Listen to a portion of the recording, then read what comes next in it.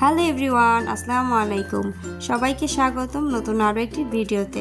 আজ তৈরি করে দেখাবো চিকেন নাগেটস রেসিপি। তবে হ্যাঁ, ফ্রোজেন কিভাবে করতে হয় সেটাই কিন্তু দেখিয়ে দেব।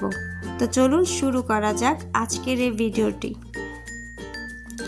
ফার্স্টেই কিন্তু আমি এখানে নিয়েছি চিকেন কিমা। আমি এখানে বোনলেস চিকেনটা নিয়েছি। আমি 1 কাপ বোনলেস চিকেন খুব ভালো করে কিমা করে নিয়েছি। আর এর মধ্যে কিন্তু আমি 2টা পাউরুটিও খুব ভালো করে ব্লেন্ড করে নিয়েছিলাম।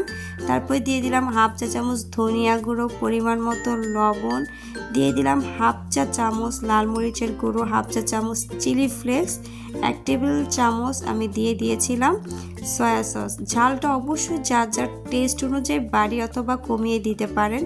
যেহেতু মাহে রমজান চলে এসেছে, আপনারা কিন্তু চাইলে এভাবে খুব সুন্দর করে নাগেটসগুলো বানিয়ে ফ্রোজেন করে রাখতে পারেন। জাস্ট ইফতারের টেবিলে 5 মিনিট আগে ভেজে নিলে কিন্তু একদম নতুন একটি নাস্তা কিন্তু রেডি হয়ে যাবে। আমি একটি চপিং বোর্ডে খুব ভালো করে কিন্তু তেল ব্রাশ করে এখন চিকেনের কিমাটা খুব ভালো করে আমি শেপ দিয়ে দেব। তো দেখতেই পাচ্ছেন আমি কিন্তু হাতেও খুব ভালো করে অয়েল মাখিয়ে নিয়েছি, এতে কিন্তু চিকেন কিমাটা হাতে খুব একটা লেগে যাবে না। তো আমি খুব ভালো করে ছড়িয়ে দিচ্ছি চিকেন কিমাটাকে। তারপরে আমি একটি নাইফের সাহায্যে খুব সুন্দর করে কিন্তু নাগেটসের যে শেপটা আমি সেটা দিয়ে দেব। মাহে রমজান আমাদের ইবাদতের মাস, তাই অবশ্যই ট্রাই করবেন রমজান মাস আসার আগে যতটা কাজ এগিয়ে রাখা যায় আমরা এগিয়ে রাখবো, এতে করে যে আমাদের ইবাদতের যেন কোনো গাফলতি না হয়। তো দেখতেই পাচ্ছেন আমি কিন্তু নাগেটসগুলোর শেপ খুব সুন্দর করে দিয়ে দিচ্ছি। আপনারা যে রকমের শেপ চান দিয়ে দিতে পারেন। আপনারা এভাবে একবার ট্রাই করে দেখতে পারেন। ছোট থেকে বড় সবাই কিন্তু খুবই পছন্দ করবে চিকেনের নাগেটসগুলো। আমি এখন হাতে নিয়ে খুব ভালো মতন কিন্তু শেপটা দিয়ে দেব।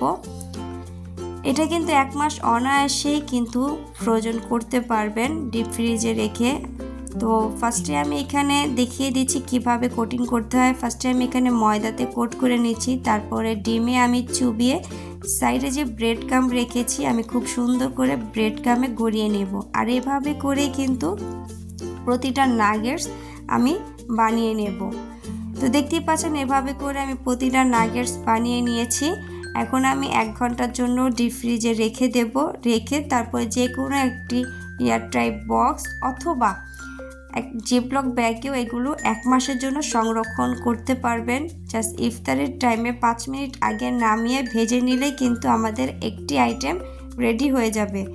তো আশা করছি আজকে ভিডিওটি ভালো লেগেছে। ভালো লাগলে অবশ্যই চ্যানেলটিকে সাবস্ক্রাইব করে পাশেই থাকবেন।